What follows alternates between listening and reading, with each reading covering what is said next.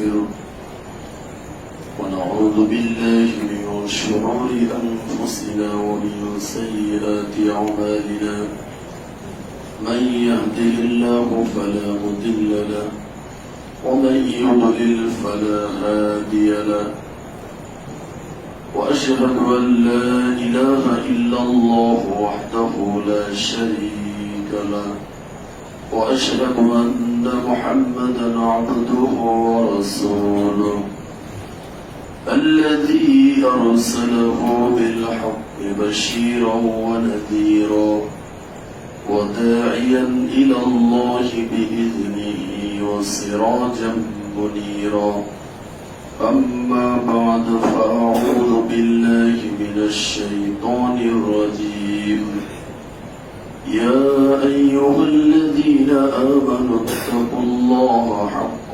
تقاته ولا تموتن إلا وأنتم مسلمون يا أيها الناس اتقوا ربكم الذي خلقكم من نفس واحدة وخلق منها زوجها وبث منهما رجالا كثيرا ونساء واتقوا الله الذي تساءلون به والأرحام إن الله كان عليكم رقيبا يا أيها الذين آمنوا اتقوا الله وقولوا قولا سديدا يصلح لكم أعمالكم ويغفر لكم ذنوبكم ومن يطع الله ورسوله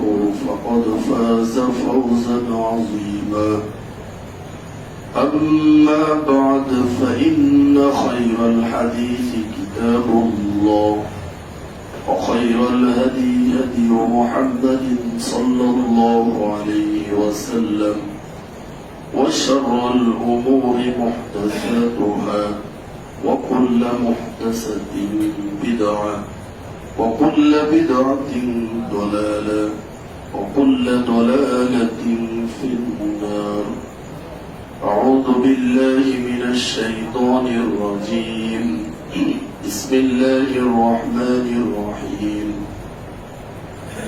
وما تفعلوا من خير فإن الله به عليم الحمد لله যাবতীয় প্রশংসা গুণগান তারিফ সে মহান রব্বুল আলামিনের জন্য যে আল্লাহ সুবহানাহু ওয়া তাআলা আমাদেরকে দীর্ঘ এক সপ্তাহ পরে সুস্থ অবস্থায় জুমার মসজিদে আসার তৌফিক দান করেছেন সেই মহান রব্বুল আলামিনের শুকরিয়া আদায় করে সকলে বলি আলহামদুলিল্লাহ। দরুদ সালাম বর্ষিত হোক আমাদের মহানতার মুক্তির সাইয়্যিদুল মুরসালিন খাতামুন নবিয়্যিন নবিয়িনা মুহাম্মদুর রাসূলুল্লাহ সাল্লাল্লাহু আলাইহি ওয়াসাল্লামের প্রতি আল্লাহুম্মা সাল্লি আলাইহি আল্লাহুম্মা বারিক আলাইহি। সম্মানিত মুসলিম একরাম, আজকে আমাদের জুমার আলোচ্য বিষয়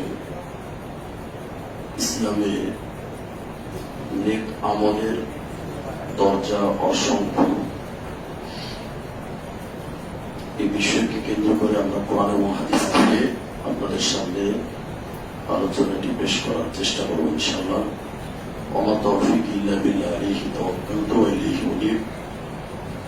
বক্তব্যের শেষে আমরা নিসফে শাবান নিয়ে দুইটি হাদিস পেশ করার চেষ্টা করব ইনশাআল্লাহ। এই সংক্ষিপ্ত সময়ে বিষয়টি আপনাদের সামনে উপস্থাপন করার ইচ্ছে করেছিলাম। আল্লাহ তৌফিক দান করুন, আল্লাহুম্মা আমিন।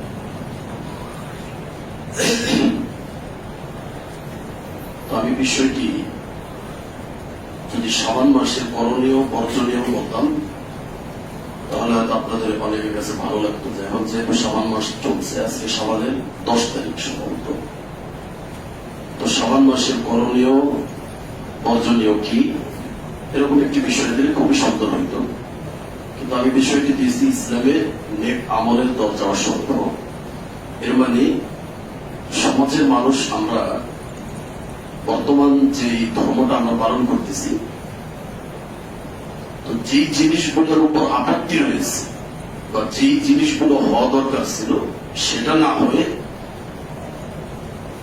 যে জিনিসগুলা না হওয়ার দরকার ছিল সেটার উপর মানুষের ঝোঁকটা বেশি হয়ে যাচ্ছে।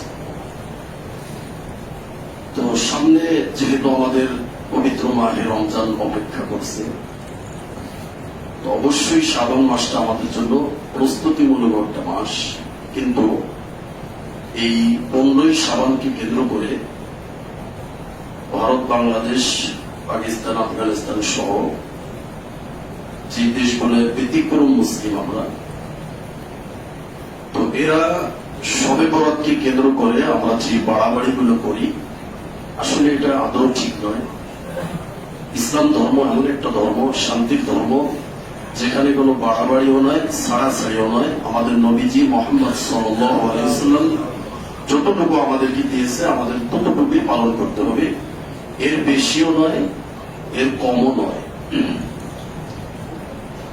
সম্মানিত উপস্থিতি, তো এই বিষয় সম্পর্কে আমরা পরে কথা বলবো ইনশাআল্লাহ। তো বলছিলাম যে শুধু শবে বরাত বা শুধু এক রাতের ইবাদত দিয়ে আমাদের জীবন কি চলে যাবে, এরকমটা মনে হচ্ছে। কিছু কিছু প্রস্তুতি এমন চলছে যেটা ঢাকার শহর যারা দেখেছেন, আমরা প্রায় 15-20 বছর দেখার সুযোগ হয়েছে আলহামদুলিল্লাহ, তাও পুরাতন ঢাকার মতো জায়গা।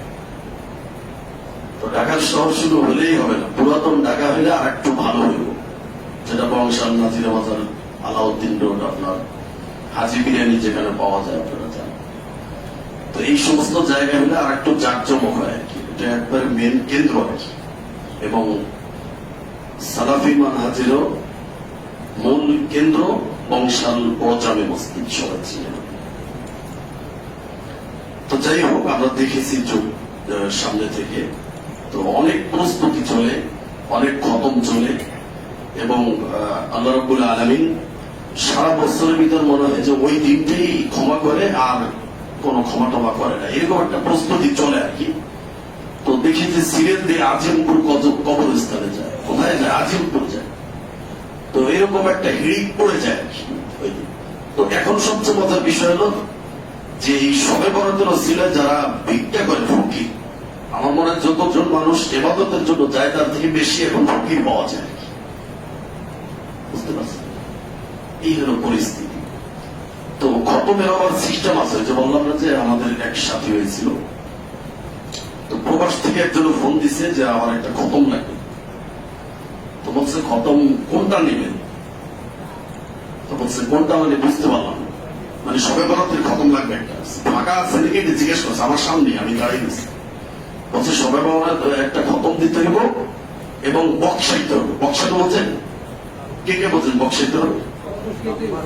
মানে সবাই মিলা ওই কোন আল্লাহ কোন নাস ফালাক দুরুদ টুরুদ পড়া, সবাই একটু পড়া, তারপরে হাতুড়ি দোয়া করবে আর আস্তে করে আমার পকেটে কিছু ছেড়ে দেবে। এটা আপনারা দেখতে পাবেন না, এটার নাম হলো বক্সানো। এই বাংলাদেশের বক্সানো, এই বক্সানোর অর্থটা আমি এখনো পাইনি, এটা কি হবে। যাই হোক, তো বলতেছে যে শবে বরাত তো খতম এখন ওই যেটা লং খতম এইটা বুকিং হয়ে গেছে। এখন যদি নিতে চান তাহলে শর্ট খতম আছে। শর্ট খতম মানে হচ্ছে 3 বার কোন বললে পড়লে যে এক খতম হয়ে যাবে, এইটা দেওয়া যেতে পারে, কিন্তু লং খতম এখন সম্ভব না। বুঝতে কথা? তো বলছে ঠিক আছে, কত কত করে বলছে যেটা শর্ট আছে এটা নিলে 3000 টাকার ভিতরে পাওয়া যাবে। আমার সামনে কন্ট্যাক্ট করেছে, যেটা শর্ট এটার দাম কত? 3000। আর যদি 5 জন ছাত্র বা 10 জন ছাত্র গিয়ে পড়ে তাহলে ওইটা একটু বেশি হবে, কারণ এই 3000 টাকা তো সম্পূর্ণ আমার পকেটে আসবে। বুঝতে পারছেন? আর যদি আপনি লং খতম নিতেন তাহলে 5000 বা 6000 টাকার ভিতর একটা মিটমাট করা যেত, তাহলে ওদের কি কিছু দিলাম আমারও থাকবে। তো ওই খতম এখন সম্ভব না। আল্লাহ মাফ করুন, আমি আল্লাহ মাফ করুন বলি, আমি নিজেও শবে বরাতে সারা রাত্রি এই ছবিটা গ্রহণ করেছি। আল্লাহ মাফ করুন। বুঝতে পারছেন কথা? তো এটা যদি না করতাম তাহলে কিন্তু বুঝতে পারতাম না। তখন বুঝতে পারছি যে না, আসলে সমাজে যে জিনিসগুলো বর্তমান প্রচলিত রয়েছে, এগুলো যদি এগুলো প্রচলিত থাকাটা এটাও একটা কি হিকমত। এই কারণেই গবেষণাটা বেশি হচ্ছে আমাদের, তা নাহলে তো এই ভুলেই সমাজ ভরে যেত। ঠিক না? তো আমি নিজেও সারা রাত্রি খতম করেছি, সবিনা খতম, এবং সকালবেলা মনে করেন যে প্রতি মসজিদে আপনি বিশ্বাস না হলে এই যে সবে বরাতে যাবেন বুধবারে সম্ভবত, তো কোন একটা মসজিদ বাকি থাকবে না, পুরানটাকে আমি চ্যালেঞ্জ করে বললাম। আপনি যাবেন, আপনি গিয়ে দেখবেন যে একটা মসজিদেও ফাঁকা থাকবে না যে বিরিয়ানি বানায়নি, প্রতি মসজিদে। এবং আমরা তো ওই সময় একটু খাওয়ার জন্য এসেছিলাম, তো এই মসজিদ কোন মসজিদে নামাজ আগে শেষ হলো, ওইখান থেকে নিয়ে আবার যেটা শেষে সে ওখানেও যাওয়ার চেষ্টা করতাম, বুঝতে পারেন?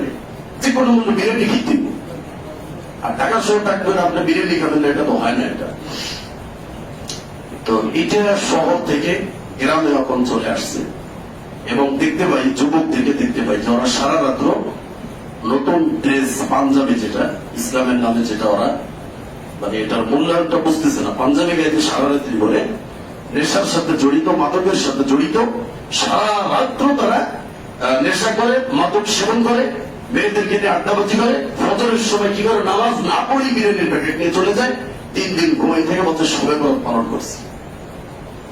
এই ধরনের শবে বরাত চলছে, এবং গ্রামের মানুষ এই যে শবে বরাত, শবে মেরাজ, এগুলোকে এতটা মূল্যায়ন করে, মানে শবে বরাত দিনে গোসল করতে হবে, হালুয়া রুটি কি খাইতেই হবে, বিভিন্ন ধরনের রুটি।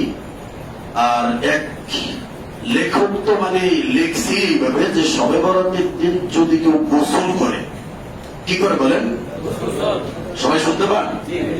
বলছে গোসল করার পরে আপনার যে পানিটা পড়বে, প্রতিটা ফোটায় ফোটায় 700 রাকাত নামাজের সওয়াব লেখা হবে। আপনারা নাউজুবিল্লাহ বলেন, এই ওয়াজ করার পরে কত সুবহানাল্লাহ বের হইতেছে, আর কত জান্নাতে গাছ লাগানো হয়ে যেতেছে, আপনি বলতেছেন নাউজুবিল্লাহ। এই ওয়াজ করার পরে কত সুবহানাল্লাহ হিড়িক পড়ে গেছে, জান্নাতে গাছের পর গাছ হয়ে যেতেছে, আর আপনি বলছেন নাউজুবিল্লাহ। চিন্তা করছেন যে কোন মানুষ যদি এটা জানতে পারে, এত উঠছিল যে গোসলের প্রতি ফোঁটা পানিতে 700 রাকাত নামাজের সওয়াব হবে, তাহলে বাকি কি গোসল থেকে উঠানো যাবে? বলেন, ও তো সারাদিন গোসলই করবে। তো গোসল করে এই যে ঠান্ডাটা লাগবে, 4-5 দিন জ্বরে শুয়ে থাকবে, তারপরে ফরজ নামাজ কাজা হইতে, ফরজ কাজা হোক, আগে গোসল করে সবে বরাতের গোসলের ফজিলত থেকে বঞ্চিত হয়ে যাবে ইসলামের ক্ষেত্রে। এটা আপনারাও বলছেন সাধারণ মানুষ, সেটা ইসলামী ছাড়া কিছু না, এটা হইতে পারে না, সম্ভব না। একটা গোসলে যদি এত নেকি দেওয়া হতো, তাহলে সে ব্যক্তি সারাদিন ওই অপেক্ষা থাকতো কবে সবে বরাত আসলে, কবে এই গোসল করবো। এই বিষয়ে আরো চমৎকার মজার একটা হাদিস আছে, তো যেহেতু বলতেছে বলি নিয়ে, তো বনি ইসরায়েলের একটা ঘটনা। হযরত ঈসা আলাইহিস সালাম উনি একবার ঘুরতে ঘুরতে একটা পাহাড়ের উপর উঠছে, অনেক উঁচু পাহাড়। পাহাড়ের উপর ওঠার পরে একটা পাথর দেখতে পেয়েছে, সাদা পাথর। কি পাথর? সাদা পাথর দেখতে পেয়েছে। তো পাথরটা দেখে চতুর্পাশ দিকে ঘুরতেছে, এই আসতে ধরেছে পাথর। তো এই সময় আবার আল্লাহ ওহী করছে, বলছে ঈসা আলাইহিস সালাম আপনি পাথর দেখে আশ্চর্য হয়ে গেছেন, আরো কিছু দেখতে চান? তো জি বলতেই মনে করেন পাথর 2 বার হয়ে গেছে। তো পাথরের ভিতরে দেখতেছে খুব বিশাল বড় একজন আল্লাহর বলি দাঁড়িয়ে আছে, হাতে একটা লাঠি, সবুজ রঙের একটা লাঠি, সামনে একটা আঙ্গুর গাছ। তো দরবেশ বলতেছে যে আমি এইটা আমার খাবার, এই আঙ্গুরটা আমার কি খাবার, এটা আমি প্রতিদিন খাই। তো ঈসা আলাইহিস সালামের এই আশ্চর্যটা দেখে ঈসা আলাইহিস সালাম একটু আশ্চর্য শুনে আরো আশ্চর্য হয়ে গেছে, বলল যে এই পৃথিবীতে আসমানের নিচে জমিনের উপরে তোমার থেকে উত্তম মানুষ মনে আল্লাহর সৃষ্টি করেন। ঈসা আলাইহিস সালাম মনে মনে বলতেছে। তো বলছে যে বুজুর্গ, তুমি এই পাথরের ভিতর কয়শো বছর আল্লাহর ইবাদত বন্দী করার সুযোগ পেয়েছি। আমি গল্প করতেছি, কিতাবের নাম বলবো, আপনারা বের করে দেখবেন, সমস্যা নেই।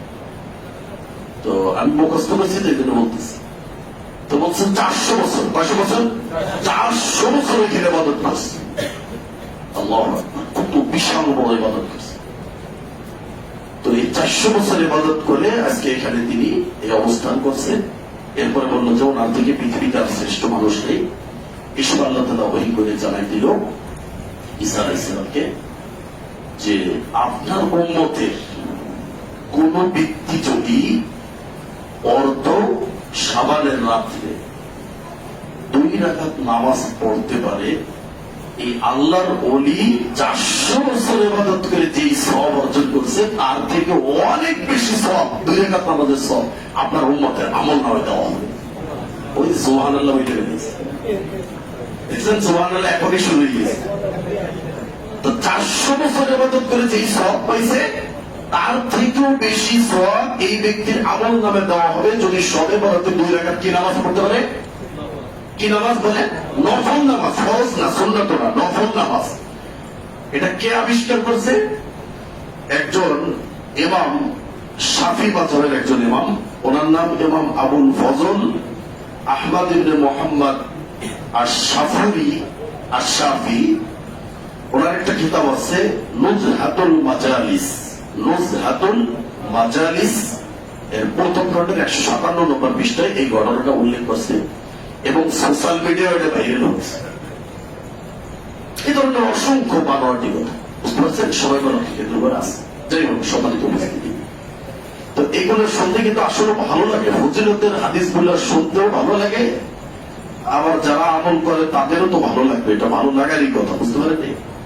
কারণ আমরা এমন একটা জাতি, আমরা লাভ ছাড়া কিছুই খুঁজি না। সব জায়গায় যেখানে লাভ আছে ওইটি আমরা খুঁজি। তো আসল এই যে বানোয়াট, জাল, জয়ীব, দুর্বল হাদিস বা যেটা রাসূলকে কষ্ট দেওয়া হয়, এই ধরনের ফজিলত যদি আসমানের নিচে আর জমিনের উপরে সব ভরপুর করে নেকি দেওয়া হয়, যেটা আল্লাহর নবীকে কষ্ট দেওয়া হয়, সেটা একজন ইমানদার মুসলিম তাওহীদপন্থী মানে কোন মুসল্লি সেটা মেনে নিতে পারে বলেন? এর থেকে আরো যদি বেশি সওয়াব দেওয়া হয়, ওইটা পালন না করলে তার থেকে আরো বেশি সওয়াব আপনাকে দেওয়া হবে। এটাই ইসলাম, এটাই একজন মুমিনের পরিচয়, এটাই উম্মত মুহাম্মদ। কিন্তু আমরা ওই সওয়াবের লোভে পড়ে কিছু বাহ্যিক সওয়াব দেখাচ্ছে, এভাবে মনে করেন যে তারা এটা গ্রহণ করে নিয়েছে। যাই হোক, আল্লাহ আমাদেরকে হেদায়েত দান করুন। তো বলছিলাম, এই শবে বরাত ছাড়া কি নেক কাজ নাই? দেখেন, আজকে যে হাদিসগুলো আপনার সাথে বলবো, আপনি হাদিসগুলো একটু মানে বোঝার চেষ্টা করেন যে কি হাদিসগুলো আল্লাহ নবী বলছেন বা ইসলামটা কিরকম। এই হাদিসগুলো সাধারণত আমাদের সামনে আসে না বেশি, এই জন্য এই হাদিসগুলো আমাদের শোনানো হয় না। কারণ এগুলো শুনাইলে তো ফজিলত বন্ধ হয়ে যাবে, ব্যবসা বন্ধ হয়ে যাবে। এই জন্য এত সুন্দর চমৎকার, এত নেকির, কত নেকির হাদিস রয়েছে, আপনি এই হাদিসগুলো একটু শুনলে বুঝতে পারবেন। তো কোরআনের একটা আয়াত আল্লাহ রাব্বুল আলামিন বলছেন, ওয়া তাফআলু মিন খায়রিন ফাইন্নাল্লাহা বিহি আলিম। তুমি যেই কাজটাই করো সব জানে কে? আল্লাহ। আমি একটা কাজ করবো, আমি করবো কি ইবাদত করবো, রাতে তাহাজ্জুদ করবো না দান করবো, কি করবো, আল্লাহ বলেই দিচ্ছে যেই কোনো কল্যাণকর কাজ, ভালো কাজ সব জানে কে? আল্লাহ। অত কে দেখলো, কে জানলো, কে কি করলো, এটা আমার দেখার বিষয় না। এটাই ইখলাস। আর আমলের ভিতরে যদি ইখলাস না থাকে, খুলুসিয়ত না থাকে, তাহলে সেই আমল কখনোই আপনাকে সফলতা বা জান্নাত দিতে পারবে না। ওটার ভিতরে নিয়ে ঢুকে গেলে যদি মানুষ দেখবে, মানুষ কি বলবে, আমি শবে বরাতে নামাজ পড়বো না, গোসল করবো না, আলু রুটি খাবো না, বানাবো না, জামাই মেয়ে কানবো না, মানুষ কি বলবে, এই রিয়া যদি ঢুকে যেত আপনার ভিতরে, শিরক ঢুকে যাচ্ছে, কোশ্চিন কেন আমল কবুল হবে না। সারা পৃথিবীর মানুষ একদিকে দেখবেন, আমি একদিকে, এটাই আমি ইমাম। সবার তালে তালে যদি আমিও নাচি তাহলে আমার ভিতরে ইমান থাকবো। সবাই আমার বিরুদ্ধে যাবে, তরবারি নিয়ে দাঁড়িয়ে যাবে, তাও আমি পালন করবো না। তবে নিশ্চয় সবাইকে আমি বিশ্বাস করি না। আর প্রতি মাসের 15 তারিখ আছে, আছে না নাই? 13, 14, 15 তারিখে আইএমএ বীজের রোজা রাখে না? অবশ্যই আছে, আমরা বিশ্বাস করি এটা। কিন্তু ওইটাকে কেন্দ্র করে যেই ধরনের আপনার ভ্রান্ত, বানোয়াট, জাল বর্ণনা যেগুলো দিয়ে মানুষকে পাগল করা হচ্ছে, এটার প্রতি তো আমি সাধারণ মুসলিম হিসাবে আমি বিশ্বাস করতে পারি। সাধারণ মুসলিম না, আলেম তো পরের কথা। তবে কেন আলেমরা এটা স্বীকার করে? দেখেন, আফগানিস্তানে আইন চালু হয়েছে, যদি কেউ এইটা ত্যাগ করে যদি এটা গ্রহণ করে তাকে 2 বছরের কারাদণ্ড দিবে। এটা দুনিয়ার শাস্তি। আর 2 বছর কেন, 100 বছরের দিন না। আমি একটা সুন্নাতকে আমি এই বলবো যে এটা বেদাতকে বলবো যে এটা সুন্নাত, আর সুন্নাতকে বলবো এটা বেদাত। আমার 10 বছর কারাদণ্ড হতে পারে, জন্য আমি একটা সুন্নাতকে অস্বীকার করে দেবো? মানুষের কথার কারণে আমি একটা সুন্নাতকে ছেড়ে দেবো? অসম্ভব, এটা হতে পারে না, এটা কখনো না। এটা মুসলমানের আদর্শ না, উম্মত মুহাম্মাদের আদর্শ এটা নয়। সারা পৃথিবীর মানুষ একদিক থেকে একদিকে এক সুন্নাতের উপর দাঁড়িয়ে থাকবো। যাক না আমার বাবা আমার বিরুদ্ধে, আমি ইব্রাহিম আলাইহিস সালামকে স্মরণ করব। বুঝতে পারলেন? এটা হচ্ছে আপনার আসল ঈমানের পরিচয়। সম্মানিত উপস্থিত, জুনদুব বিন জুনাদা রাদিয়াল্লাহু তাআলা আনহু থেকে হাদিসটি বর্ণিত, আইয়ুল আমাল আফদল, আল্লাহ নবীকে জিজ্ঞেস করা হয়েছে সবচেয়ে উত্তম আমল কোনটা। তো উত্তম আমলের অনেক হাদিস রয়েছে, এটা তার ভিতরে আরেকটা নিয়ে আসতে পারে। তো বলছে আল ঈমানু বিল্লাহ, আল্লাহর প্রতি ঈমান। আর আল্লাহর প্রতি ঈমানের আমরা শুরুতেই আলোচনা করেছিলাম এখানে আসার পরে, যে তিনটি বিষয়ের উপর আল্লাহর প্রতি ঈমান যদি আপনাকে আনতে হয়, তিনটা বিষয় জানতে হবে। সেটা হচ্ছে আল্লাহর যত নাম রয়েছে এই নামের প্রতি বিশ্বাস করতে হবে। দ্বিতীয় বলছিলাম আল্লাহর যত গুণাবলী আছে এই গুণাবলীকে বিশ্বাস করতে হবে। 3 নম্বর বলছিলাম আল্লাহ যে আছে এটার অস্তিত্বকে আপনাকে বিশ্বাস করতে হবে, অনেকে তো আল্লাহকে বিশ্বাসই করে না। তো এই তিনটা বিষয়কে কেন্দ্র করে আল্লাহর প্রতি ঈমানটা কি হয়, মজবুত হয়, পরিপূর্ণ হয়। আর কোন ব্যক্তির যখন আল্লাহর প্রতি ঈমান দৃঢ় হবে, যত বেশি দৃঢ় হবে তত সে তাওহীদ পড়তে পারবে। আল্লাহর প্রতি যত ঈমান তার দুর্বল হবে, সে তাওহীদ থেকে বিচ্ছিন্ন হবে, সে শিরকের পথে বেশি হাঁটবে। এই জন্য আল্লাহ নবীকে একজন সাহাবী জিজ্ঞেস করছে যে আমাকে এমন একটা কথা বলেন, কুল্লি কওলান লা আসআলু আনহু আহাদান গায়রা, আপনি ছাড়া আমি আর কাউকে এটা জিজ্ঞেস করবো না। কি বলছে? আমানতু বিল্লাহ সুম্মা ইসতাকিম, বলছে তুমি আল্লাহর প্রতি ঈমান আনো, এটার উপর তুমি অটল থাকো, যথেষ্ট, আর কিছু দরকার নেই। আল্লাহর প্রতি ঈমান কত শক্তিশালী চিন্তা করছেন। আল্লাহর প্রতি ঈমান যদি আপনার মজবুত হয়, আপনি কোশ্চিন কেন কোনো মাজার বা কোনো তাবিজ ব্যবহার করতে পারবেন না। কোন কুসংস্কৃতি, কোন অশুভ লক্ষণ আপনার কাছে আশ্রয় পাবে না। আর আল্লাহর প্রতি ঈমানটা যত দুর্বল হবে, তত আপনার ভিতর শয়তান, শিরিক, বেদাত, কুসংস্কৃতি, তাবিজ, কবজ, মাদুলি যা কিছু আছে সবকিছু আপনার ভিতরে ঢুকে দিবে। কারণ আপনার প্রতি আল্লাহর ঈমান কি কম, এটাই বাস্তব। সম্মানিত উপস্থিতি, এটা বলছে ওয়াল জিহাদু ফি সাবিল, আরেকটা বলছে আল্লাহর পথে জিহাদ।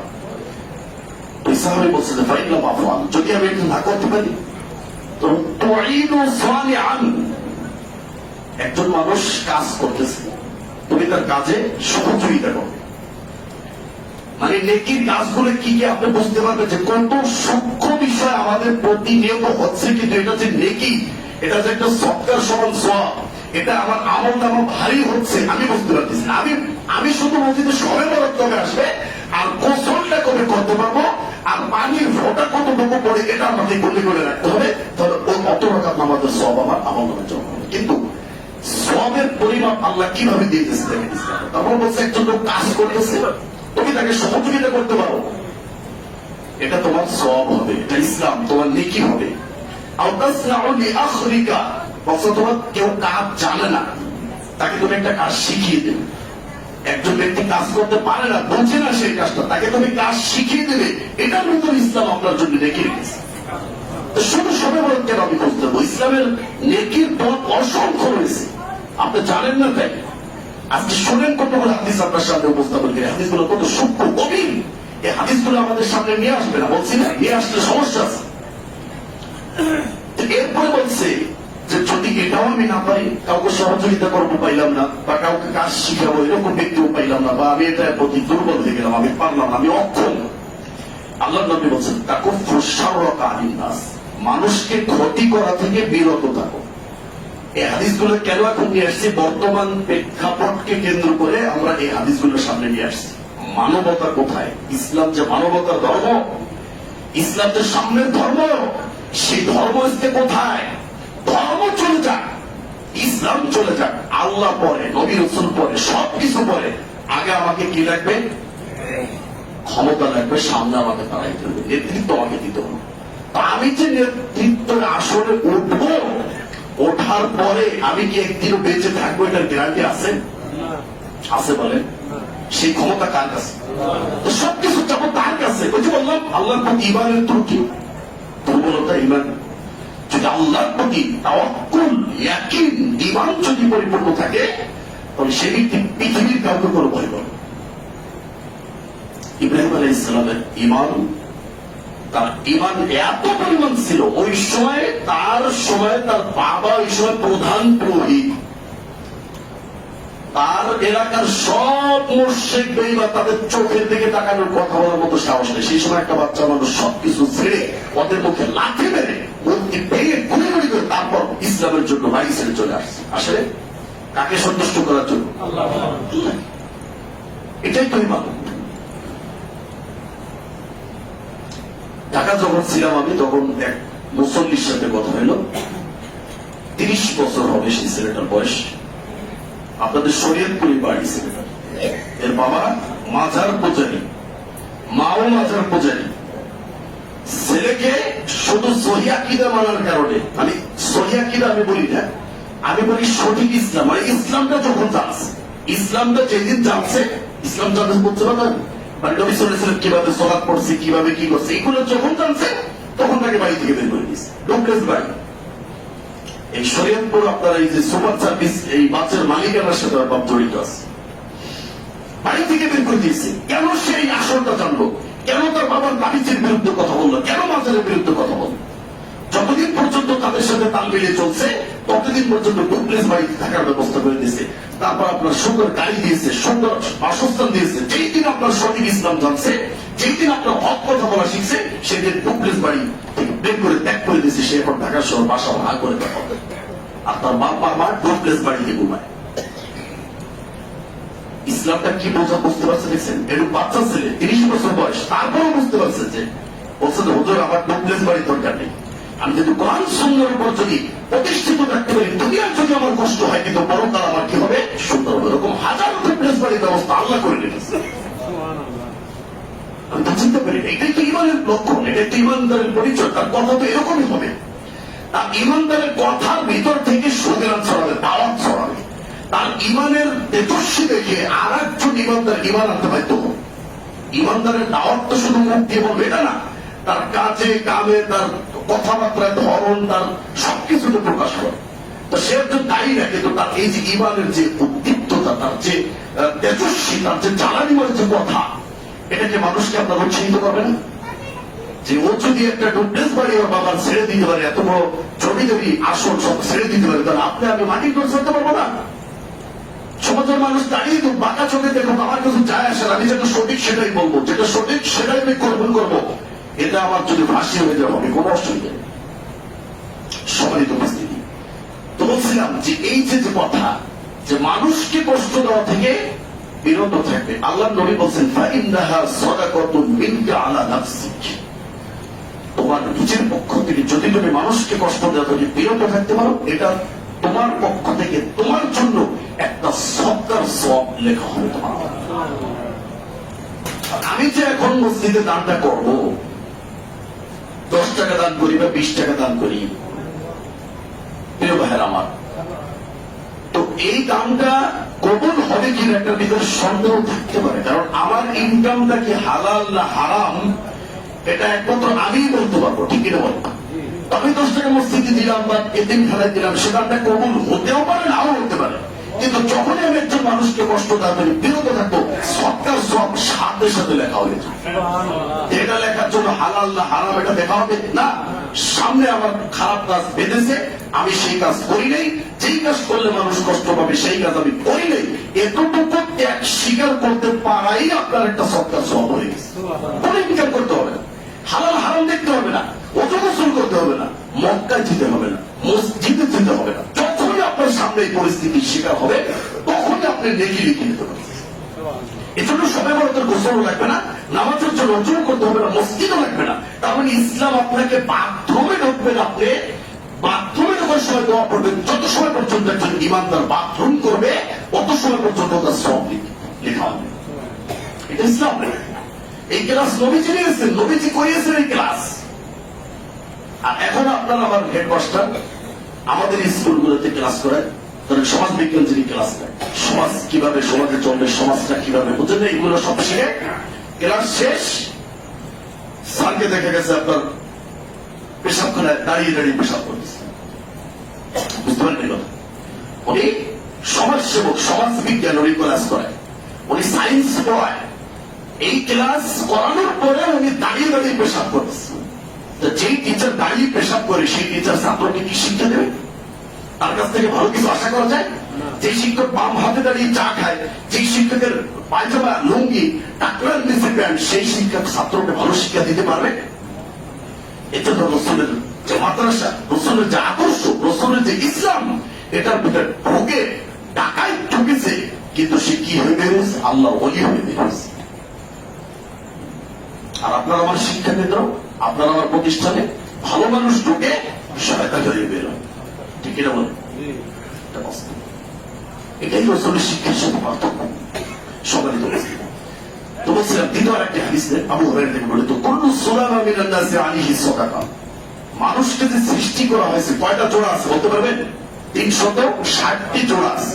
আল্লাহ নবী বলছেন যে একজন মানুষ প্রতিদিন রাত্রে ঘুম যায়, সে এই যে ঘুমের পরে জাগ্রত হয় 360 না আরো অগণিত অসংখ্য নিয়ামত সে নিয়ে তারপর ঘুম থেকে জাগ্রত হয়। তার প্রত্যেকটা জোড়ায়, প্রত্যেকটা জোড়ার সাথে তার কি হয়েছে? সবটা আবশ্যক হয়ে যায় যখনই সে সকাল হয়। কিন্তু আমরা কি দিতে পারি না? কিন্তু আল্লাহ নবী কি ব্যবস্থা, কি ফায়সালা দিয়েছে দেখেন। তিনি বলছেন যে কুল্লা ইয়াউমিন তাতলু ফীহি শামস, বলছে প্রতিদিন যেই দিনে সূর্য উদিত হয়, অর্থাৎ দিন, একটা দিনকে কেন্দ্র করা হয়েছে, প্রতিদিন যদি কোনো ব্যক্তি তা'দিলু বাইনাল ইসনাইনি, দুইজন ব্যক্তির মাঝে যদি সমঝোতা করে দেয়, মিল করে দেয়, সংশোধন করে দেয়, বুঝতে পারেন? আল্লাহ নবী বলছেন এই সংশোধন করে দেওয়া, ইনসাফপূর্ণ বিচার করে দেওয়া, এটা তার আমল নামায় সব, তার সব লেখা। বুঝতে পারেন? এটা বোঝেন ইসলাম মানে ইনসাফটা করা কত কঠিন, এটা বোঝেন? নিজের পরিবারের ভিতরে ইনসাফ করতে পারি না, বাহিরে তো পরে একটা বিচার আচার হলে এটা তো পরে, নিজের পরিবারের ভিতর 2-3 ছেলের মাঝে, মেয়েদের মাঝে ইনসাফ আমি করতে পারি না। যেই ছেলে ইনকাম করে বেশি খাওয়া তাকে জমি জমা বেশি লিখে দেয়, এটি তো ইনসাফ, তাই না? এটি তো ইনসাফ। সম্মানিত উপস্থিতি, তারপরে আপনি যেই দল করবেন সেই দলের কর্মী যদি আপনি হতে পারেন, বা দলের জন্য যদি 2-4-5 দিন মিছিল দিতে পারেন, তাহলে আপনার বিচারটা আপনি পাইতে পারেন সঠিকভাবে। কিন্তু ওই দলের সাথে যদি আপনি সম্পৃক্ত না থাকেন, ওই দলের মিছিলে যদি আপনি না যান, আপনি মরে পচে গেলেও আপনি কখনো ন্যায় বিচার পাবেন না। এটাই আরবের শিক্ষা, এটা না, এটা চলছে এটা। কিন্তু অন্তত এই হাদিসটা জানতো যে না, দুইজন ব্যক্তির মাঝে, মুসলিমের মাঝে বা যে কোনো একটা সমস্যার মাঝে যদি আমরা সমঝোতা করে দিই, মিল করে দিই, তাদেরকে সংশোধন করে দিই, এটার ভিতরে আল্লাহ নবী সওয়াবের ব্যবস্থা করে রেখেছে। সব হবে আমার, তাহলে সবের জন্য সে সবে বরাতকে কেন্দ্র করে শুধু দৌড়িত না, আর গোসলের জন্য পাগল হয়ে যেত না। আর সবে বরাতকে কেন্দ্র করে সে দৌড়ি করত, সে প্রতিনিয়ত প্রতি মুহূর্তে সে সব পেয়ে যাবে, এমন ব্যবস্থা ইসলাম রেখেছে। সম্মানিত উপস্থিতি, এরপর বলছি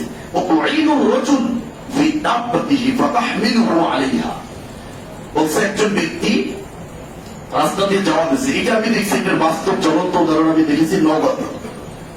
তো আপনি এখান থেকে যাওয়া দিচ্ছেন মোটর সাইকেলে, আপনার পিছনে কেউ নাই, কিন্তু দেখতে পাচ্ছেন একজন ভাই রাস্তা দিয়ে হেঁটে যাচ্ছে। আপনি এই হাদিসটা আজকে যদি জানেন, এই হাদিসটা সারা জীবন আমল করবেন। ওই ব্যক্তিকে আপনি জিজ্ঞেস করতে হবে, ভাই আপনি কোথায় যাবেন? ডাবুটা যাবো, পিছনে করে নিয়ে যাবেন। আল্লাহ নবী বলছেন সবটা সব, সবটা সব হবে। ও মনে করে এমনি কেন নিয়ে যাবো, কেন নিয়ে যাবো? হাদিসের উপর আমল করবেন, নবীর হাদিসে না। এই হাদিস আমল করার জন্য মক্কায় যেতে হবে না। যখনই আপনি খালি মোটরসাইকেলে যাচ্ছেন, ভ্যান নিয়ে যাচ্ছেন, বা যে কোনো একটা যানবাহন নিয়ে যাচ্ছেন, রাস্তা দিয়ে যখন অন্য মানুষ পথচারী যখন হেঁটে যাবে, আপনি তাকে জিজ্ঞেস করবেন কেন? আল্লাহ নবীর হাদিসটা আপনি জানেন যে কোন ব্যক্তিকে যদি আপনার যানবাহন বা গাড়িতে যদি আপনি একটু কি দিয়ে দেন, তাকে যদি একটু নিয়ে যান, তাহলে এটা সৎকার সব আল্লাহ নবী ফয়সালা করে রেখেছে। এটার জন্য রোজা করতে হবে না, মসজিদে যেতে হবে না, টুপি বাঁধতে দিতে হবে না। যখনই এই পরিস্থিতি হবে আমরা পাবো না ইনশাআল্লাহ। এটা ইসলামের শিক্ষা। এই সবের জন্য আপনি পাগল হয়ে যান, বুঝি না সব কথা। তারপর দেখে বলছে আর আলাইহা মাতা আবু, অথবা একজন ব্যক্তি একটা বস্তা নিবে, দাঁড়িয়ে আছে, ধানের বস্তা, কাউকে পাচ্ছে না, আপনি দৌড় দিয়ে গিয়ে মাথায় তুলে দেন। আল্লাহ নবী বলছেন এটার ভিতরে সবটা সব আমি লিখে দেব। দান করতে হবে, মক্কায় যেতে হবে। কি ইসলাম দেখেন কিভাবে সাজিয়ে রেখেছে। এই সবগুলো আমরা বলি না সহজে। এই সবগুলো বললে যে মানুষের মাঝে কি হবে, ঐক্য তৈরি হবে, ভ্রাতৃত্বের বন্ধন তারা মজবুত একটা শক্ত প্রাচীর ধারণ করবে। এই ভ্রাতৃত্বের বন্ধন, কারণ যখনই আমাকে একজন একটু রোড দিয়ে দেবে, ধরেন আমি এখান থেকে গেলাম যাবো না, হেঁটে যাচ্ছি, একজন ব্যক্তি যদি বলে কোথায় যাবেন ভাই, আমি বাজারে যাবো, যদি তাকে পিছনে করে নিয়ে যাই, আচ্ছা বলেন এই মানুষটার কথা কখনো বলবে? কতটা আনন্দ খুশি লাগবে, কতটা দোয়া আপনাকে দেবে, এটা হতে দেবে না। এই হাদিস বললে তো সমস্যা। একজন মানুষ বোঝা উঠাইতে পারছে না মাথায়, ও মহিলা যাও, আমার কি হবে? আমি তো ঠিক আছি, এটাই তো আমাদের চরিত্র, এটাই তো আমাদের নীতি আদর্শ হয়ে গেছে। কিন্তু ও জানে না যে একজন ব্যক্তির মাথায় সামান্য একটা ধানের বোঝা তুলে দিল, এটাও একটা ইবাদত, এটার ভিতরে সব লিখে রয়েছে, তাও সৎকার মতো সব। যেখানে আমার নবী বলছেন হাদিসে যে ওয়ালাও তুমি জাহান্নামের আগুন থেকে বেঁচে থাকো যদিও সামান্য একটা খেজুরের আটি পরিমাণ সৎকার করবে। সৎকার পাওয়ারটা বুঝতে পারছেন? মানে সৎকার দান সৎকার এমন একটা বিষয়, খেজুরের আটি পরিমাণ আপনার একটা দান কোনদিন জমা হয়ে গেছে সৎকার, আল্লাহ নবী বলছেন ওটার মাধ্যমে তুমি জান্নাতে যেতে পারবে জাহান্নামের আগুন থেকে বাঁচবে। সেই সৎকার সব আপনাকে লিখে দেওয়া হবে। এরপর বলছে বল কালিমাতু তাইয়্যিবাতু সাদাকা, বলছেন কিছুই পারো না তুমি, কিন্তু মানুষের সাথে একটা ভালো কথা বলো। এই ভালো কথা বলা এটাও একটা সৎকা, সুবহানাল্লাহ, ইবাদত। অথচ কিছু কিছু মানুষ আছে তাদের সাথে ভয়তে কথাও বলা যায় না, তাদের মুখ এতটা পবিত্র, পবিত্র বুঝতে পারছেন? মানে কথা বললে মানে মেশবো আম্বরে ঘ্রাণ বের হয়, ভয় লাগে কথা বল, আর ব্যবহার এত লুজ, কথা আগেই মনে হচ্ছে কি যেন সে করে ফেলে। অথচ একটা মশার ভয়তে কোথায় যায়? মশারির ভিতর যায়। উনিও, আপনিও, আমিও, উনিও একই। এই হলো আমাদের চরিত্রটা হয়ে গেছে ভাই, এটা পরিবর্তন করতে হবে। একটা ভালো কথা, সুন্দর কথা, যেই কথায় কষ্ট পাবে না, এই কথাটাও একটা ইবাদত। এটা যদি হাদিস জানা থাকে, তখন আমি যখন দুইজন পরস্পর কথা বলবো, তখন আমার ভিতরে একটা হুঁশ আসবে যে না, আমার কথাটাই যদি মানুষ কষ্ট না পায়, যদি ভালো কথা হয়, উত্তম কথা হয়, এটা একটা ইবাদত। আর ইবাদত যে জিনিসটা মনে করবে, ধরেন আমি যখন নামাজ পড়বো, নামাজের ভিতরে আসছি, এখন কথা বলা যাবে না, ডাইনে তাকান যাবে না, বামে তাকান যাবে না, সুন্দরভাবে, মানে ইবাদত জিনিসটাই তো সুন্দর করে করা, তাই না? তো যখনও জানবে যে না, এই উত্তম কথা বলা, ভালো কথা বলা, এটা একটা ইবাদত, তাও সবটার সব, তখন সে খারাপ কথা বলতে পারবে। একটু তো চিন্তা করবে যে না, এটা একটা ইবাদত। এই হাদিস গুলো কেন পিছটা পড়ে থাকবে বলেন? এগুলো মানুষের জানতে হবে না। আমরা ইসলাম যে সামনের ধর্ম, ইসলাম যে সমঝোতার ধর্ম, ভ্রাতৃত্বের ধর্ম, আল্লাহ নবী যে চরিত্র আমাদেরকে শিখিয়ে গেছে, সেটা কেন বিলুপ্ত হচ্ছে? আর যেগুলো থেকে নিষেধ করছে সেগুলো কেন সামনে আসতেছে বারবার? এটা তো আসবেই। আসল জিনিস থেকে যদি মানুষকে ধরে রাখে, তাহলে নকলটা তো সামনে চলে আসবে, একটা তো থাকতে হবে সমাজে। সম্মানিত উপস্থিতি, দেখেন আরো কত সুন্দর কথা বলছে আল্লাহ নবী। বলছে কুল্লু খুতওয়াতিন তামশিহা ইলা সলাতি, প্রত্যেক ব্যক্তি বাড়ি থেকে প্রত্যেকটা কদমে কদমে হেঁটে হেঁটে মসজিদে আসে, প্রত্যেকটা কদমে কদমে আমি সৎকার সব দিয়ে দিচ্ছি।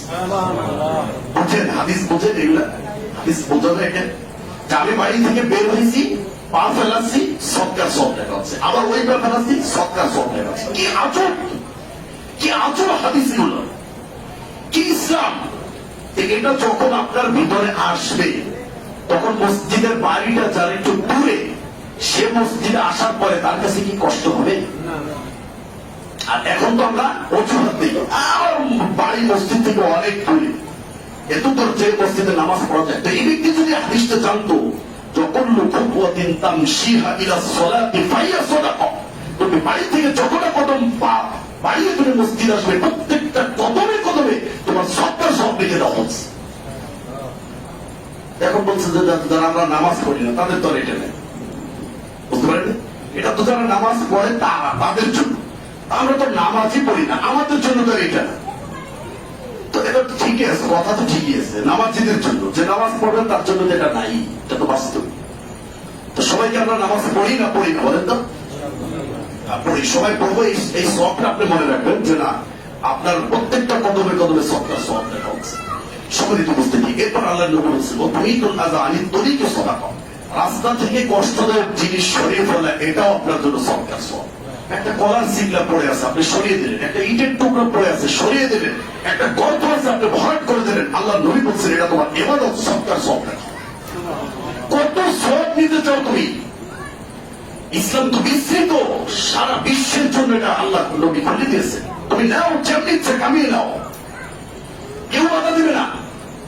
আরে রাস্তায় একটা গর্ত পড়ে আছে বা একটা ইট পড়ে আছে, আমাকে হুজুরকে ডাকতে হবে, হুজুর আপনি দোয়া করেন আমি ইটটা সরাই। এটা একটা কলার সিগলা পড়ে আছে, আরো 10 জনকে ডাইকে খতম মোনাজাত পড়ে, পরে কলার সিগলাটা ফেলতে হবে, এরকম কত সহজ। কলার সিগলা দেখেছি, ফেলিয়ে দিছি, কেউ দেখাবে, আল্লাহ দেখেছে, সবটার সব দেখা হয়ে গেছে। সুবহানাল্লাহ। একটা ইটের টুকরে দেখেছি, একটা কাটা দেখেছি, কাটা সরিয়ে দিছে, আছে হাদিসটা পড়া। এরপরে আল্লাহ নবী বলছেন, দেখেন, ইউসবিহু আলা কুল্লি সুলামা মিন আহাদিকুম সাদাকা, তোমাদের প্রত্যেক ব্যক্তি প্রতিদিন সকাল করে তার প্রত্যেকটা অঙ্গ প্রত্যঙ্গ 60টা জোড়ার জন্য সদকা আবশ্যক হয়ে যায়। এরপর আল্লাহ নবী ফাকুল্লু তাসবিহাতিন সাদাকা, তোমরা যে তাসবিহ পড়ো সুবহানাল্লাহ, এই সুবহানাল্লাহ বলার ভিতর সদকার সওয়াব লেখা। সুবহানাল্লাহ বলেন। এরপর জান্নাতে তো কাজ আছে, ওটা তো আলাদা। যেটা বললাম যে সুবহানাল্লাহর ভিতর সদকার সওয়াব লেখা আছে। এরপর আল্লাহ নবী বলছেন কুল্লি তাহমিদাতিন সাদাকা, আলহামদুলিল্লাহ আমরা যেটা বলি এটার ভিতরে সদকার সওয়াব। লা ইলাহা ইল্লাল্লাহ যেটা বলি তাহলিল, এটার ভিতরে সদকার সওয়াব। আল্লাহু আকবার যেটা বলি এটার ভিতরে সদকার সওয়াব। আস্তাগফিরুল্লাহ যেটা বলি এটার ভিতরে সদকার সওয়াব লেখা হয়েছে। অথচ নামাজটা শেষ করার সাথে সাথেই আল্লাহুম্মা আমিন রব্বানা লাকাল সুবহানাল্লাহ শেষ। কেন?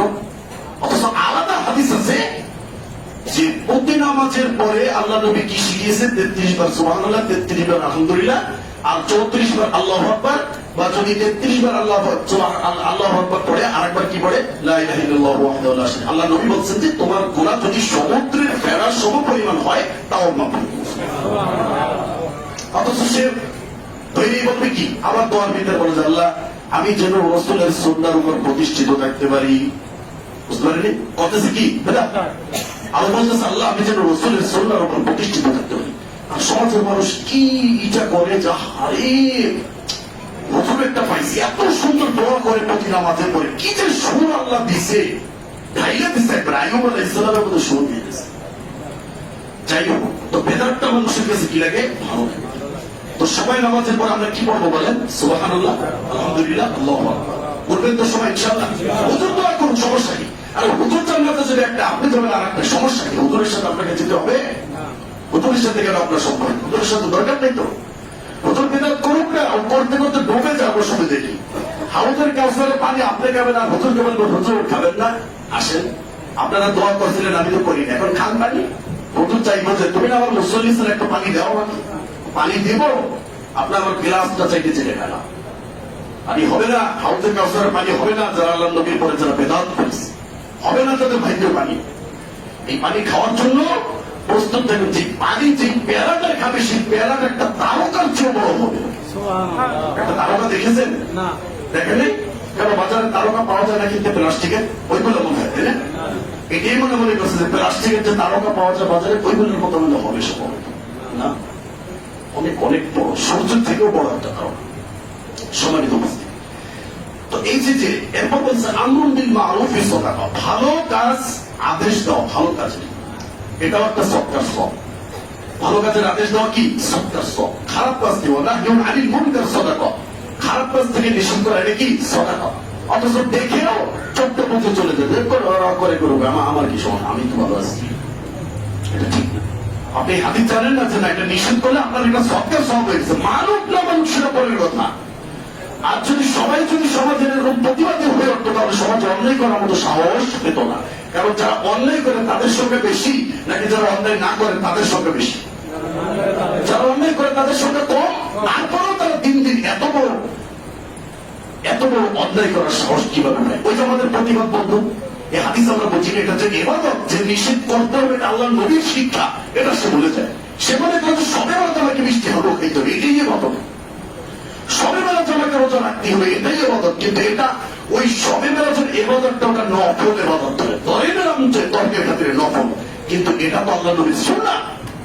তো নফলের পাওয়ার বেশি না সুন্নাহর পাওয়ার বেশি? বলে তো সুন্নাহটা আপনি বাদ দিয়ে নফলটা নিয়ে টানাটানি শুরু করেছেন। যাও জয়ী দুর্বল, ধরে নিলাম তর্কের খাতিরে সঠিক, তারপরও সৎ কাজের আদেশ অসৎ কাজের নিষেধ এটা আল্লাহ নবীর কি? সুন্নাহ এবং কোরআনের নির্দেশ সরাসরি। সম্মানিত উপস্থিতি, এরপরে সবচেয়ে চমৎকার যে আল্লাহ নবী ফয়সালা দিছে, ওয়ায়ুদরিকু মিন যালিকা রাকাআতান, বলছে এই সবগুলোর সমাধান দিবে 2 রাকাত সালাতে। কিসে? আল্লাহ কি দিছে ফয়সালা আল্লাহ নবী থেকে। আল্লাহ নবী বলছেন ইয়ারকাউহুমা মিনাদ দুহা, কেউ যদি চাষের সালাতুদ দুহা 2 রাকাত সালাত আদায় করতে পারে, তার শরীরের 60টা অঙ্গ প্রত্যঙ্গ 360টা যে জোড়া রয়েছে তার যে সদকা যে দেওয়া লাগবে, এটা যদি 2 রাকাত সালাত আদায় করতে পারে তার প্রতিদিনের এই সবটার জন্য যথেষ্ট হয়ে যাবে। পড়ি আমরা বলেন এগুলো তো আমল। শুধু সারা জীবন তর্ক বিতর্ক শুরু যাবেন, আমল করবেন কবে? বয়স তো শেষ হয়ে গেছে, আমাদের যে কোনো সময় মারা যাবে। তো সম্মানিত উপস্থিতি, সলাতুল দুহা, সলাতুল চাষতের সলাত, যেটা আপনার সূর্য ওঠার পরে একটু হালকা যখন গরম হয়, ধরেন 10টা 11টা বা 10:30 এই সময় 2 রাকাত সলাত যদি পড়তে পারে, সলাতুল চাষতের সলাত, সলাতুল দুহা, আল্লাহর নবী বলছেন তোমার শরীরের 360টা অঙ্গ প্রত্যঙ্গের যে সদকা হয়েছে, এই সদকা তোমার এই 2 রাকাত সলাতে যথেষ্ট হয়ে যাবে। সম্মানিত উপস্থিতি, এরপর বলছে আল্লাহ নবী বলছেন যে তোমরা কোনো ভালো কাজকে তুচ্ছ মনে করো না। এমন কি বলছে, ওয়ালাউ আন তালকা আখাকা বিতলিকিন বিওয়াজহিন তলিকিন, বলছে তুমি তোমার ভাইয়ের সাথে একটা হেসে কথা বলবে, এটার ভিতর আমি নবী সদকার ফয়সাল লিখে দিয়েছি। বুঝতে পারেন হাদিস বোঝা যায়। অথচ কিছু মানুষ এমন মানে মুখ করে থাকে, ওদেরকে যদি বলা হয় যে জমজমের পানি খাওয়াবো তোকে, তাও হাসবে না। ওকে যদি বলা হয় তোকে 10,000 টাকা দেবো একটু হাস, তাও হাসবে না। মানে ও জন্ম নিচ্ছি যে আমি হাসবো না, ও প্রতিজ্ঞা করে মনে হয়। কি প্রতিজ্ঞা করছে? না কোনো মাথার থেকে কোনো পীরে বলে দিচ্ছে যে তুই জীবনও হাসবি। বুঝতে পারেন, এরকম একটা মনে মান্যত করছে যে আমি মরে যাবো, বাকি চালান দিলে আমি কি হাসবো না, পৃথিবী উড়ে যাবো, আমার কিছু হবে না, আমি হাসবো না। কিছু মানুষ আছে না এরকম, মুখটা একেবারে কালো মলিন হয়ে থাকে, কেমন যেন দেখতে খুব ভয়ঙ্কর লাগে। অথচ এই ব্যক্তি যদি শোনানো যেত যে ব্যক্তি তুমি একটু হাসো, কারণ হাসিটাও আল্লাহ নবী ইবাদতের ভিতর গণ্য করে দিয়েছেন। তুমি যদি তোমার ভাইয়ের সাথে সুন্দরভাবে হেসে হেসে কথা বলো, এটা তোমার, আমি নবী বলেছেন যে তোমার সবটা সব লিখে দেওয়া হবে। এভাবে যদি আল্লাহ নবীর হাদিসগুলো পালন করতো, কোন শত্রুতা থাকতো সমাজে, বলেন সত্যি কথা বলেন, এই যে একটা সুন্দর ব্যবস্থা আল্লাহ নবীর হাদিসের ভিতরে, এগুলো যদি আজকে মানুষ পালন করতো, কোন মানুষের ভিতরে আজকে মারামারি, কাটাকাটি, হানাহানি, কোন বদনাম, গীবত, শিকায়েত কিচ্ছু থাকতো না। এখন তো এগুলো বলবে না, তো এগুলো সমস্যা। সম্মানিত অবস্থা, এরপরে দেখেন এই 2টা হাদিস আমরা বলবো, খুব চমৎকার হাদিস। আবু হুরায়রা থেকে বর্ণিত, তিনি বলেন বাইনামা রাজুলুন ইয়ামশি বিতরিকিন, একজন ব্যক্তি রাস্তা দিয়ে হেঁটে যাচ্ছে। এই জিনিসগুলো কিন্তু আমাদের হবে, এই জন্য হাদিসগুলো নিয়ে আসছে। দেখেন একজন ব্যক্তি রাস্তা দিয়ে হেঁটে যাচ্ছে, আল্লাহ নবী বলছে ইশতাদ্দা আলাইহিল আতশ, অনেক পিপাসা লেগেছে। এরপরে ফাওয়াজাদা বি'রান ফানাজালা ফিহা, তো প্রতিমধ্যে একটা নদী পেয়েছে বা একটা কূপ পেয়েছে, পানি খাওয়া, যেখানে পানি আছে। ফানাজালা ফিহা, সেখানে নামছে, নাইমা ফাশারিবা, পানি পান করছে। সুম্মা খারাজা ফাইদা কালবুন ইয়ালহাসু, এরপরে ওই কূপ থেকে যখন পানি পান করে যাওয়া দিয়েছে, তো দেখতে পাচ্ছে যে একটা কুকুর খুব হাঁপাচ্ছে পানির পিপাসায়, অনেক পিপাসা পেয়েছে। কেমন? তিনি বলছেন যে ইয়াকুলু সারা মিনাল আতশ, মানে মাটি চাটতেছে কুকুর, যেটা আমরা জানি যে একটা পতিতলার, এটাও আছে হাদিস, কয়েকটা বর্ণনা আছে, বুখারী মুসলিমের বর্ণনা সবই, এটা মূল বর্ণনা। فقال الرجل لقد بلغ هذا القلب من العطش مثل الذي كان بلغ مني, উনি বলতেছে আমার যেমনি ভাবে পিপাসা আমি কাতর ছিলাম, এই কুকুরটারও ওই পর্যায়ে পৌঁছেছে। মানে আমার পিপাসা কুকুরের পিপাসাটা কি কাছাকাছি, একই। মানে আমি যেভাবে পিপাসা লেগে আমি বুঝতে পারছি, কারণ পানির ভিতরে যে একটা স্বাদ আছে, পানি, এটাকে আপনি আমি বুঝতে পারবো না। যে ব্যক্তিকে পিপাসা রাখছে ওকে জিজ্ঞেস করবে যে পানির কি স্বাদ, কিন্তু যার পিপাসা লেগে সে বুঝতে পারবে না পানির কি স্বাদ। ও মনে করে পানি তো পানি, পানি আবার কি স্বাদ, না পানি এমনি। এই যে বলছিলাম ওই ব্যক্তি এই কথাটা বললো, তারপরে বলছে ফানাজালাল বীর ফামালাআ কুফাহু মাআন সুম্মা আমসাকাহু বিফিহি হাত্তা ওয়াকিয়া, এরপর ওই ব্যক্তি তার একটা মোজা ছিল, ওই মোজাটা কূপের ভিতরে ডুবিয়ে তারপর এটা পানি ভরাট করে তারপর কুকুরের মুখের কাছে কি করছে, ওইটা ধরছে, পানিটা কুকুরকে খাওয়াইছে। হাত্তা ওয়াকিয়া, এরপর সেখান থেকে সে উঠছে কূপ থেকে। ফাসাকাল কালব ফাশাকারাল্লাহু লাহু ফাগাফারা লাহু, যে কথাটা আপনাকে বলতে চাইছেন, এই কাজটা, এই যে কুকুরকে পানি পান খাওয়াইছে, সেটা কে দেখেছে বলেন? আল্লাহ বলছেন ফাশাকারাল্লাহু লাহু, আল্লাহ তার শুকরিয়া আদায় করছে। আল্লাহর একটা নাম শোনেন, শাকুর একটা নাম আছে, মানে তিনি পুরস্কার দেন। তো আমরা মনে করেন আমি একটা কাজ করে দিলাম, বললাম একটু পানি এনে দেন, আমি কি বলতে পারি? জাযাকাল্লাহ, হায়াকাল্লাহ, বারাকাল্লাহ, আল্লাহ তোমাকে বাঁচিয়ে রাখুক, একটা দোয়া দিনে মানে মানুষের উপকার করলে বা আপনি মানুষের উপর খুশি হয়ে বা কোনো একটা কাজ আপনাকে করে দিল, আমাদের প্রতিদানটা সর্বোচ্চ থ্যাংক ইউ, তাই না, বা শুকরিয়া বা জাযাকাল্লাহ বা মাশাআল্লাহ হায়াকাল্লাহ বারাকাল্লাহ।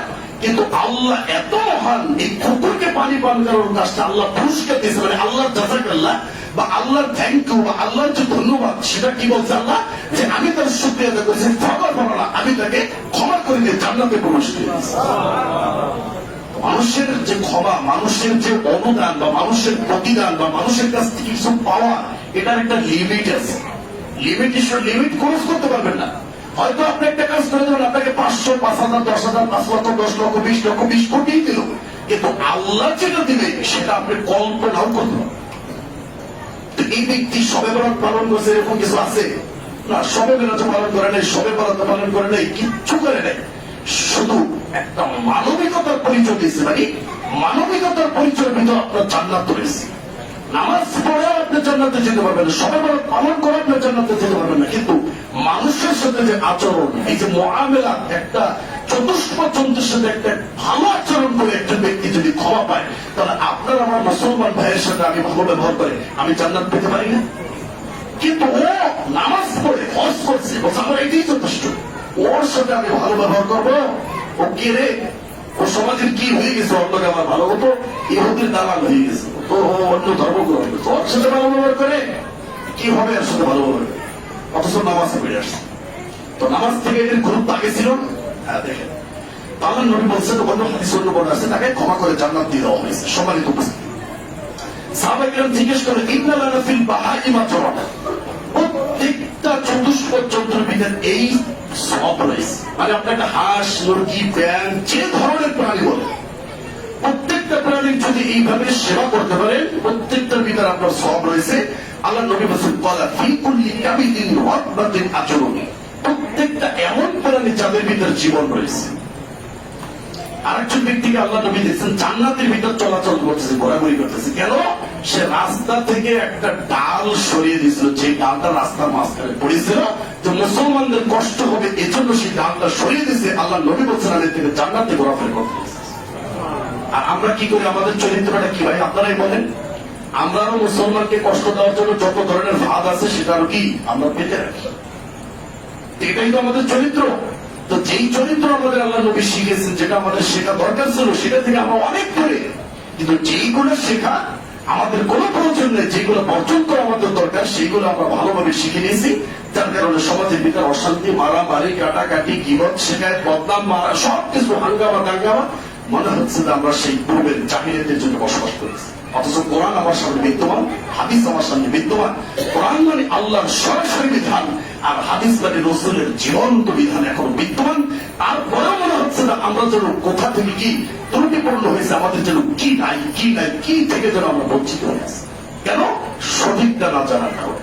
আল্লাহ রাব্বুল আলামিন আমাদেরকে সঠিকটা জেনে এই যে মুআমালাত বা সামাজিক যে লেনদেন, মানুষের সাথে আচরণ, প্রত্যেকটা বিষয়ের সাথে আল্লাহর নবী সব লিখে দিয়েছেন। মানে এটা একটা ইবাদত, এটার মাধ্যমে আমরা জান্নাতে যেতে পারবো। শেষ পর্যন্ত আমরা এমন একটা হাদিস নিয়েছিলাম যে একটা কুকুর নিকৃষ্ট সমাজের প্রাণী, তার সাথে যদি আমার চরিত্রটা, আমার ব্যবহারটা ভালো হয়, সেটার মাধ্যমে আল্লাহ রাব্বুল আলামিন আমার জন্য জান্নাতের ফয়সালা লিখে দিয়েছেন। অতএব যদি আপনার কাছে মনে হয় যে যেই ব্যক্তির সাথে আপনি খারাপ ব্যবহার করতেছেন, সেই ব্যক্তিটা যদি মনে হয় যে না সে কুকুরের চেয়ে ভালো, তাহলে আজ থেকে আপনি তওবা করবেন যে না, তার বদনাম শেখায় আর তার কোনো গীবত করে আমার এই দুনিয়ার কোনো ক্ষমতা আমি চাই। কুকুরের চেয়ে যদি আপনার কাছে ভালো মনে হয়, তাহলে এই চরিত্র, এই ক্যারেক্টার থেকে আপনাকে ফিরে এসে আল্লাহ নবীর চরিত্রকে গ্রহণ করে পরকালীন সফলতা আপনাকে আমাকে অর্জন করতে হবে। এটাই একজন ঈমানদার মুসলিম হিসেবে আমার দায়িত্ব। আল্লাহ আমাদের বোঝার তৌফিক দান করুন। আমিন ওয়া আখিরু দাওয়ানা।